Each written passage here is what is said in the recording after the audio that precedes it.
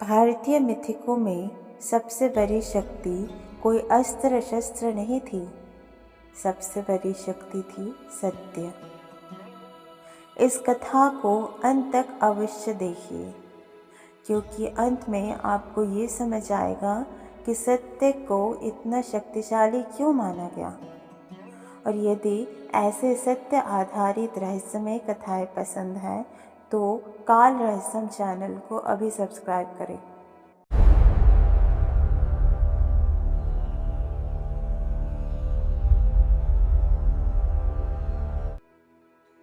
प्राचीन भारत में सत्य का अर्थ केवल सच बोलना नहीं था। सत्य का अर्थ था विचार में सत्य, वाणी में सत्य और कर्म में सत्य। इसी कारण ऋषियों की तपस्या उनके शरीर से नहीं, उनके सत्य व्रत से शक्तिशाली होती थी। ऐसा माना जाता है कि जो व्यक्ति अपने वचन पर अडिग रहता है, प्रकृति स्वयं उसकी रक्षा करती है। यदि यहाँ तक सुनकर आपको ये ज्ञान सत्य के निकट लगता है तो वीडियो को लाइक अवश्य करें, क्योंकि आपका एक लाइक इस ज्ञान को और भी लोगों तक पहुंचाता है। शास्त्रों के अनुसार देवता कभी अपना वचन नहीं तोड़ते हैं। इंद्र हो, वरुण हो या विष्णु, वचन सर्वोपरि था। मान्यता थी कि जब कोई सत्य के साथ प्रतिज्ञा करता है तो शब्द ही वरदान या शाप बन जाते हैं। इसलिए ऋषियों के शाप क्रोध से नहीं, सत्य की शक्ति से फलित होते थे। भारतीय दर्शन कहता है, काल बदलता है, युग बदलते हैं, पर सत्य का स्वरूप नहीं बदलता।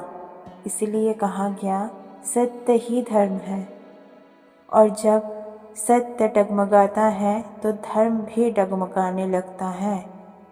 इसी कारण सत्य को काल से भी अधिक प्राचीन माना गया।